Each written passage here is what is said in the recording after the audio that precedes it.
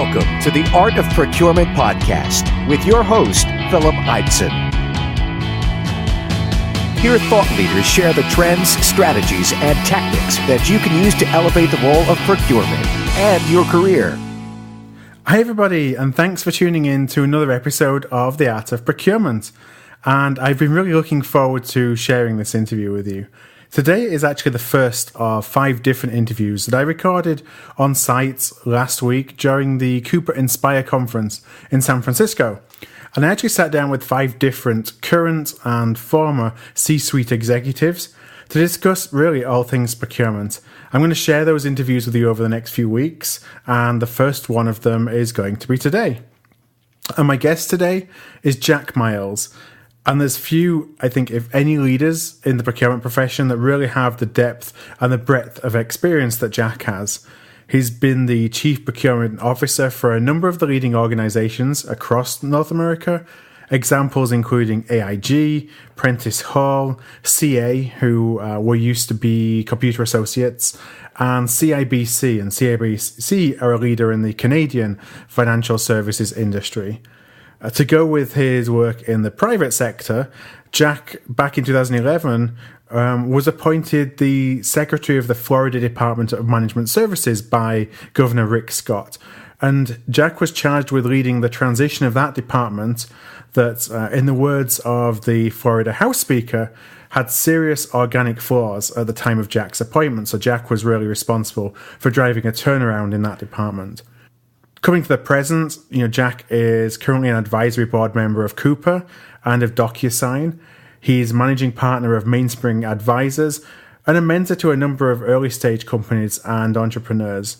He's also continuing his work in his home state of Florida, where Jack's a member of the state of Florida's Government Efficiency Task Force. In our conversation today, Jack really shares 7 key lessons that he's learned during his career, both in the public and the private sectors. Honestly, there's so much insight that's packed into this 30 minutes. It was an interview that I loved conducting in person. And it's one of those that I think that if you're listening in the car or you're listening in the gym, you really need to go back and listen again so that you can take notes and really take in some of the lessons that Jack shares. Okay, well, before we go into the show, I did want to let you know that I actually just published a new report a couple of weeks ago, and it's called 50 Lessons from 50 Shows. And the report that I wrote, I shared 50 different lessons that I learned talking to thought leaders on the Art of Procurement during the first 50 episodes that we had. We had episode 50 just a couple of weeks ago. It's proven to be a really popular report, so if you haven't downloaded it already, you'd like to get a copy of it, just head on over to artofprocurement.com/50 lessons. That's artofprocurement.com/50 lessons. All right then, well, that's enough from me. Let's go straight into the conversation with Jack.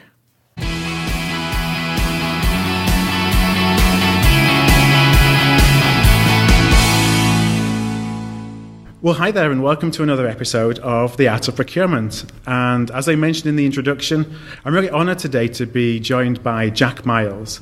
And Jack is the managing partner of Mainspring Advisors. So, Jack, thank you for joining me. Happy to be here. Appreciate it. Well, I talked a little bit in my introduction about how varied your background is.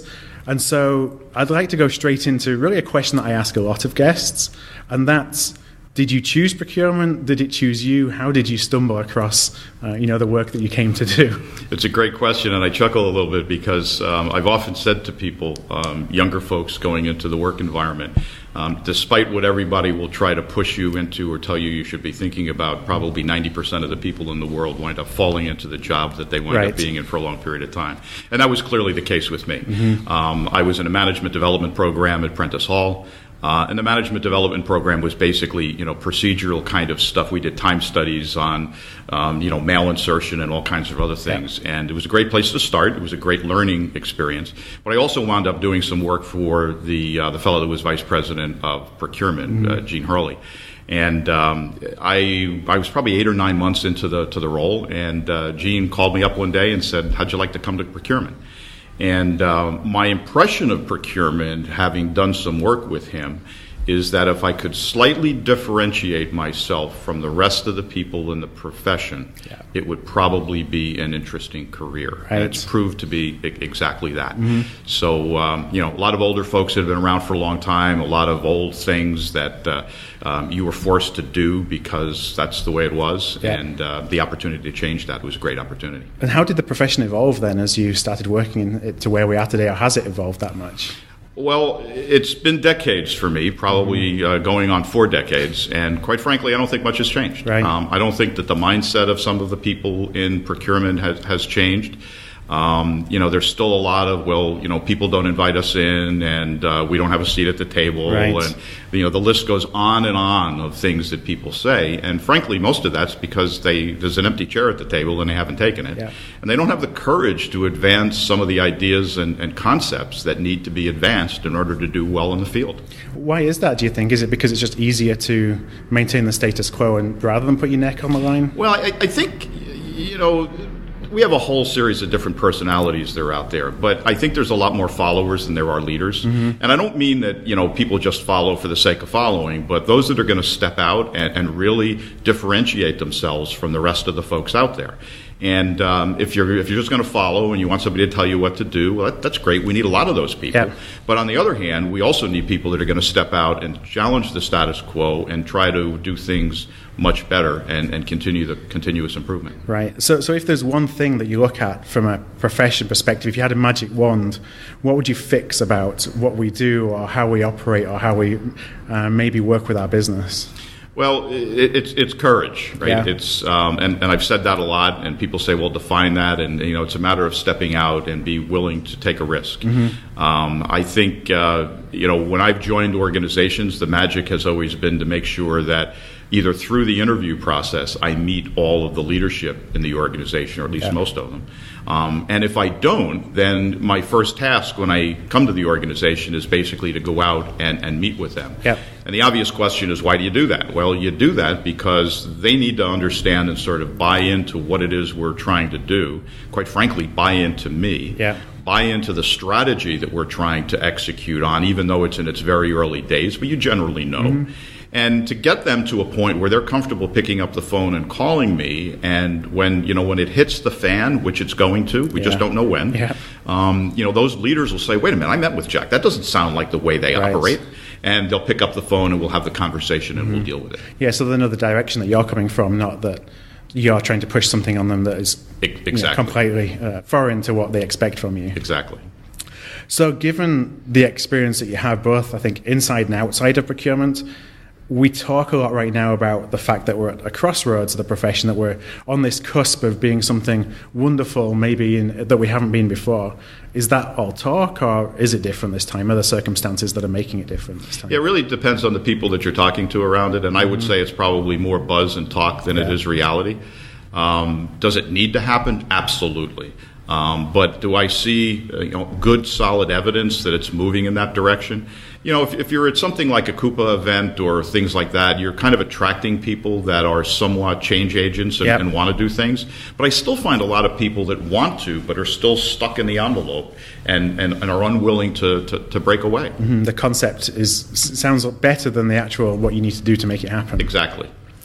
So my difficulty today in picking a topic was kind of where to start. There's so much great work that you've published that I wasn't really sure which direction to go in to start with. And then I came across a great post that you wrote about some of the philosophies, I think the 7 philosophies that you've really learned and applied throughout your career.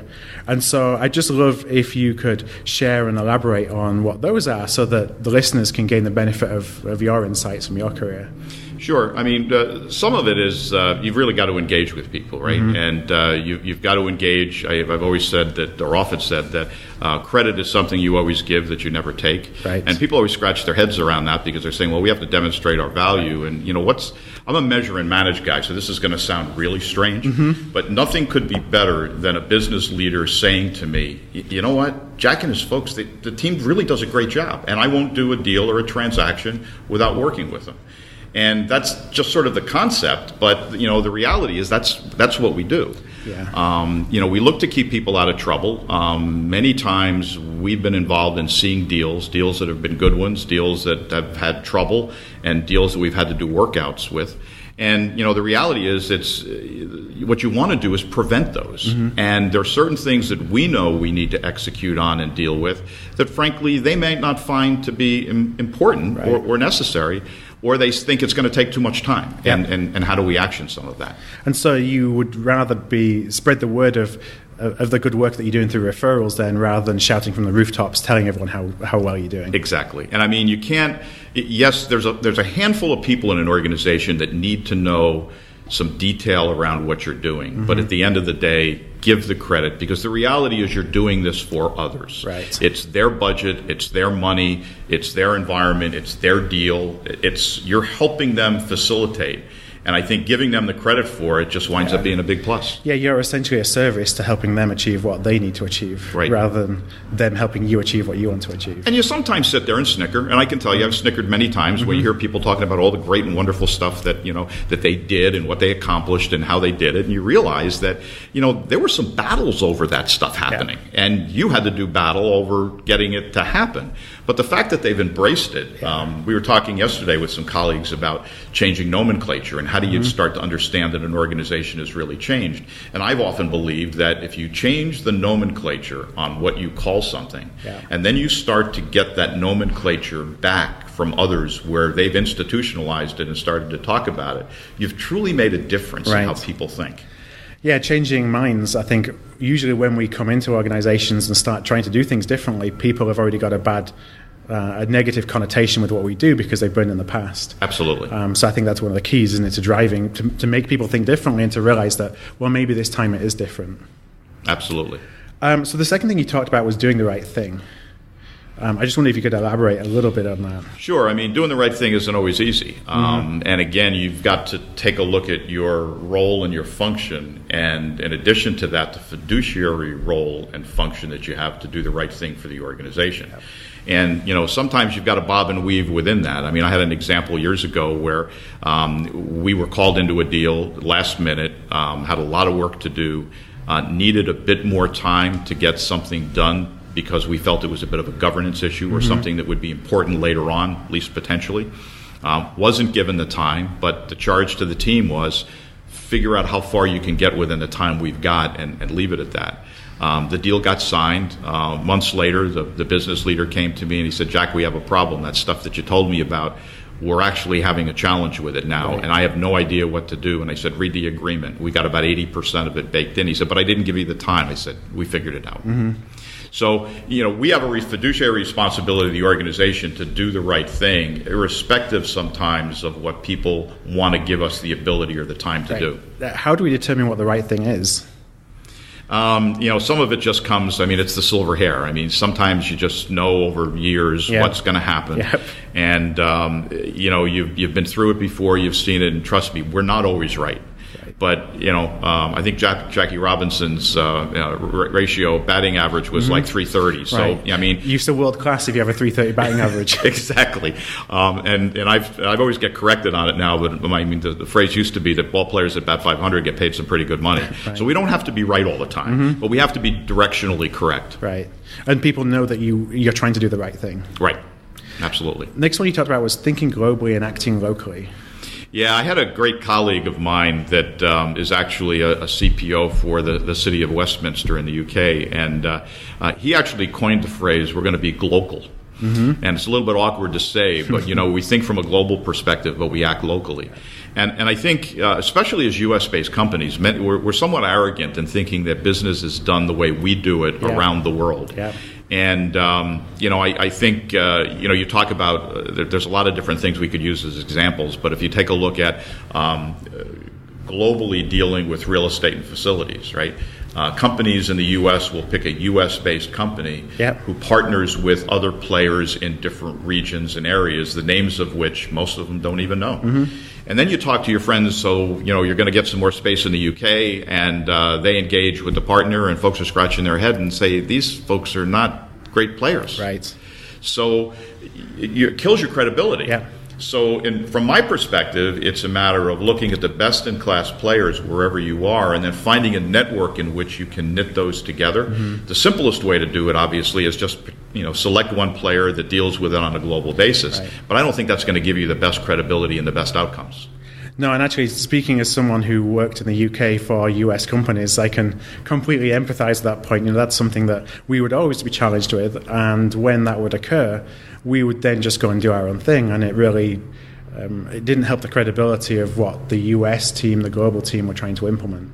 Because you go and try and do your own thing. You're right. I mean, the other thing that Anthony taught me, and we talked a lot about this because it was helpful for me to understand the dynamic when hiring people outside of the U.S. to work with a U.S.-based company.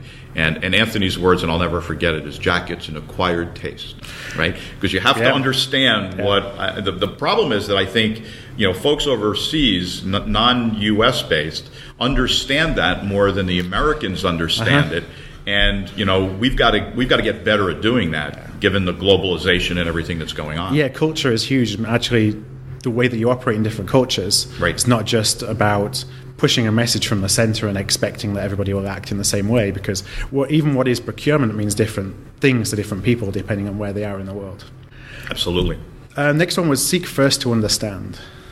Yeah, I mean, it's very easy to come into a conversation and just sort of assume you know where it's going to go. And, one of the skills that I think has begun to be lost is listening.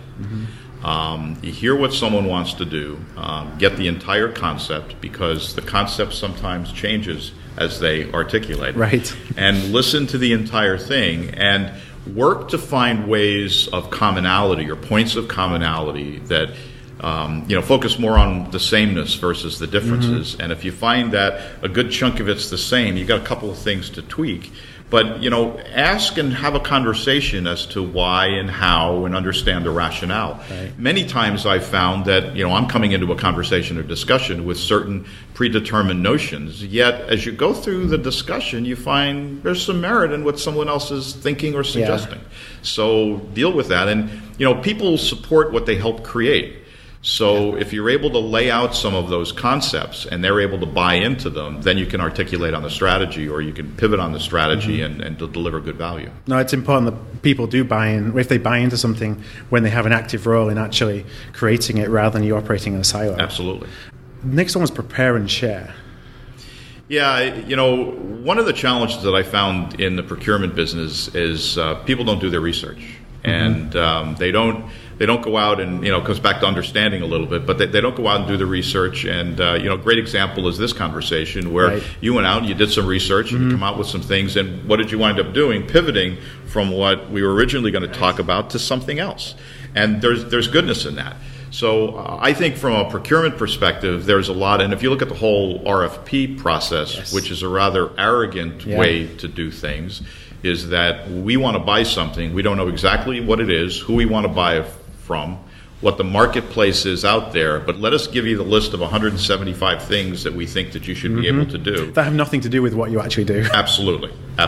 And there are certain factoids that people that I've worked with know that are just things that I just chew on, and it's things like, and by the way, when you submit your proposal, send along your financials. Well, there's nobody on the team that can understand the financials. There's nobody that's going to read them. And by the way, why are you asking a supplier to respond to an RFP if you haven't, in fact, looked at their financial viability?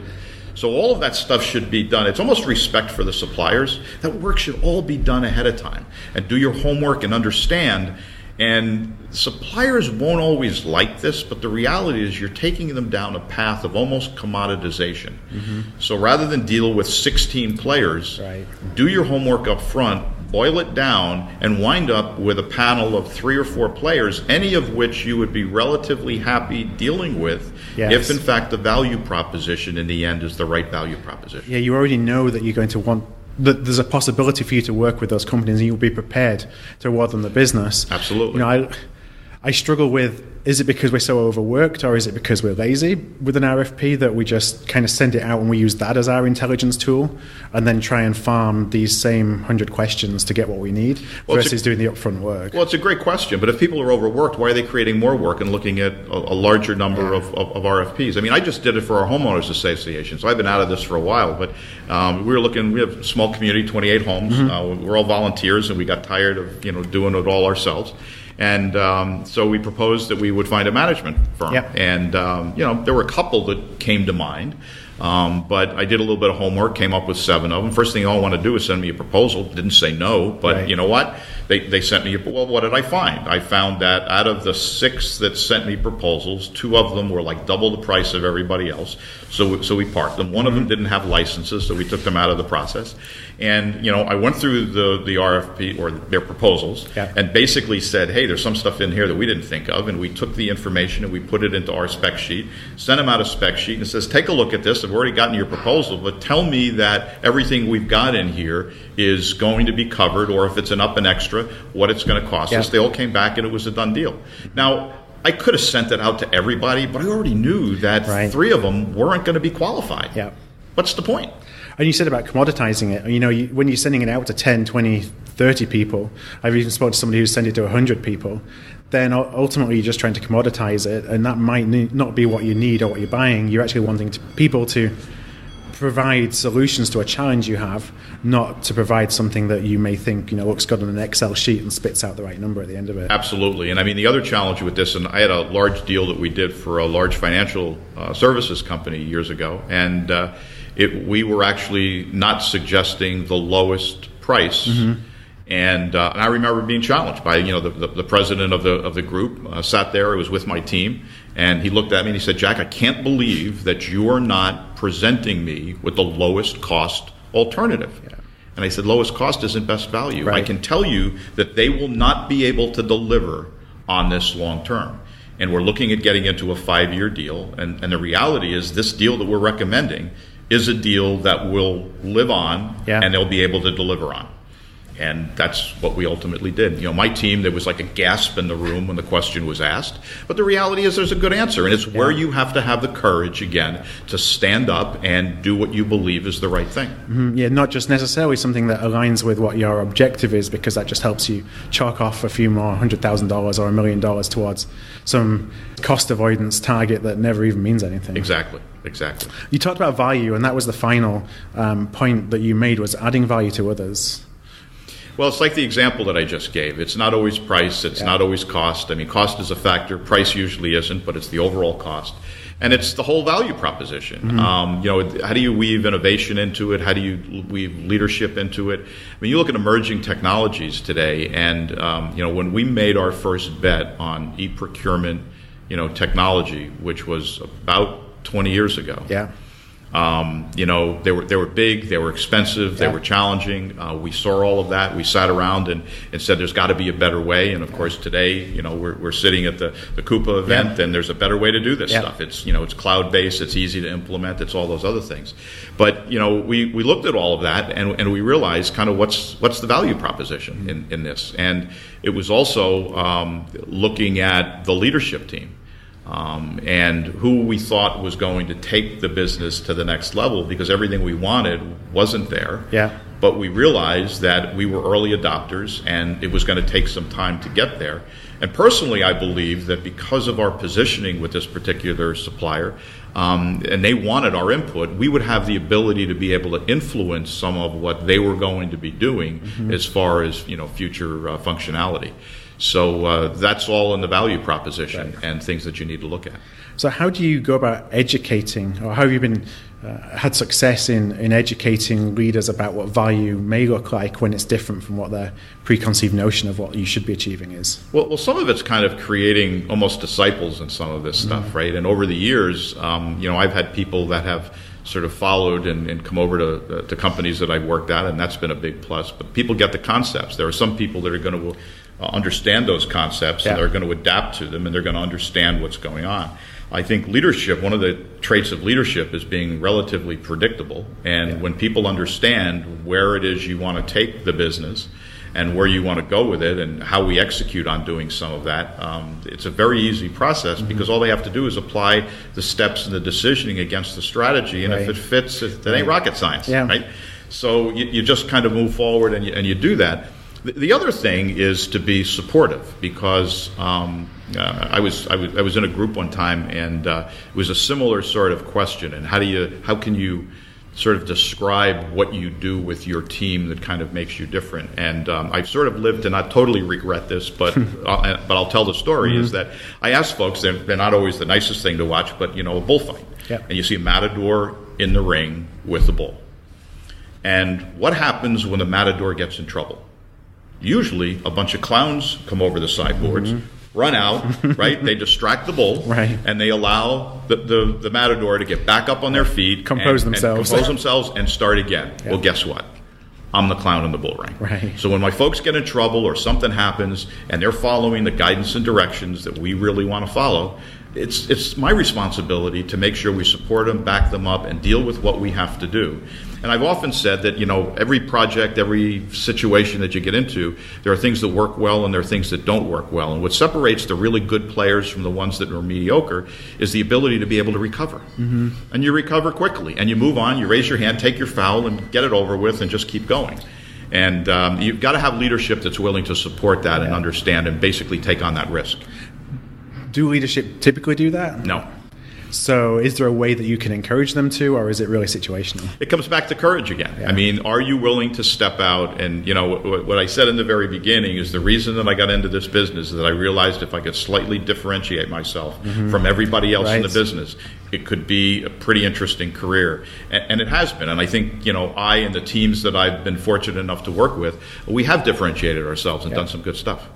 I just wanted to touch on the relationship that CPO has with the CFO. And, that's often the most important relationship for a number of different reasons, often because we're reporting up through a CFO function. How can you foster a strong relationship with a CFO? Are cost savings everything to them, or is it just that we believe that cost savings are important to them, so that's what we give them? Or should we be looking at kind of managing that differently? I think it's that we believe that that's what they want to hear. And I don't believe that there are many, if any, C-suite executives that wake up in the morning and say, boy, today I want to just save a lot of money. That's not what their strategy is. That's not where they're going with their business. Is it important? Sure. But they expect it to work and they expect it to happen. And I think what folks in the procurement space really need to do is understand what those drivers are, because frankly they're going to be different for each. I mean, one CFO that I worked for said, Jack, as long as I know you're involved in the deals, that's all I really care about. So your DNA, your team's DNA is on that stuff. That's goodness, and I'm happy with it. We talk about savings, and this was the same CFO that actually challenged us one time. We worked on a big IT telecommunications deal. And we reported our results and everything else. And in the end, it was probably 6-8 months afterwards, he came to me and he said, you guys talked about saving all of that money, but at the end of the day, I don't see any difference in the P&L, and I actually see an increase in cost. And I've been a big believer in measure and manage, and it's not just measuring dollars, which is what most people do. You've got to measure units, because if you're not measuring units, you don't have the ability to really go back and understand it. And we went back, and we should have been looking at this all along, but we took our eye off the ball. And it wound up that the call centers changed from having 800 numbers, from having direct dial in to using 800 numbers, which switched the cost to us. And we were able to go back, do the work, give it to them, and said, our numbers are solid. The reason you didn't see this is because the business changed their operating model. So is it also because we don't necessarily know how to tie non-financial value back into an ROI, or the kind of value that we create for our businesses? We don't necessarily know how to demonstrate that we've created that value, so we just always fall back on numbers because as procurement people, that's what we know best. It's what we know best. It's what we've done all along. And the reality is, as I said earlier, the biggest plus that I can hear out of a business leader is that, Jack and his team did a great job. They helped us do the deal, and we make sure that they're involved in the stuff that we do because we've demonstrated value. People talk about mandates also. It's like you have a mandate to do the job. There are no mandates. No. I don't care what somebody says, because as soon as you tell somebody that they should do it, they will immediately try to find ways to go around the process. The mandate gives you the opportunity to engage, but it's up to you to demonstrate the value. And if you can't demonstrate the value, you won't get invited back. No, that's really important. I had a final question as we're coming against time here, and that was that I'd read about your fundamental belief being that everything essentially can be done better and faster than it's been done today. And that I know you've been an early adopter of technology, and we talked about that a little bit in terms of the P2P space. So I was interested to know, given what you see today, if you were a CPO today, what technology would you take a chance on? Clearly, it's cloud-based. It's built cloud from the ground up. Mm-hmm. It's a leadership team within the company that is committed to delivering value and looking at success. The reality is we've got a lot of rebaked technology out there. We've got ERP systems that, because the cloud's become the buzzword, everybody's scrambling behind the scenes. But if you look under the covers, it's ugly. Same thing. It's the same stuff. Same stuff, different day.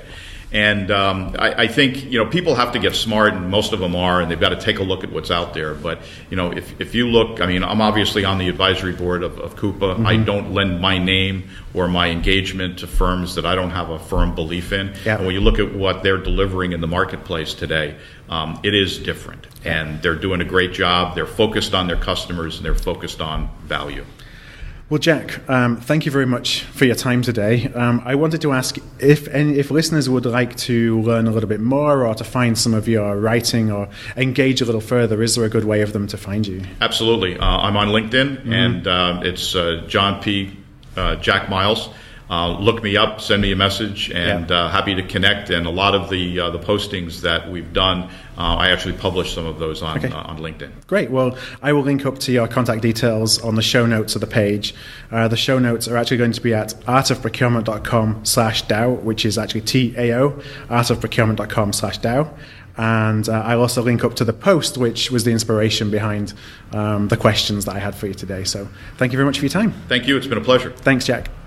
Thank you for listening to another episode of The Art of Procurement. To find an archive of all past episodes, you can go to artofprocurement.com/episodes. And to ensure you never miss another show, go to artofprocurement.com/subscribe.